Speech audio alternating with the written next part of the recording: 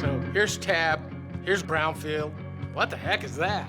TAB stands for the Technical Assistance to Brownfields program. It's funded by the Environmental Protection Agency. We offer free technical assistance to communities working through brownfields redevelopment and community revitalization. Brownfields are underutilized or blighted properties that are not getting redeveloped because there's some stigma associated with potential or real environmental contamination.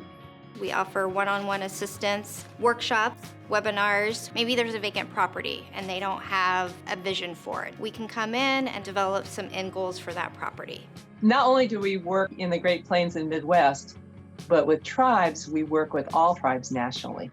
So we work where a tribe might want to clean up a land and then use it as a cultural site, for example, or a historic site where lands have particular interest to the tribes. Tribal Tab is an amazing resource to be able to launch that kind of consideration.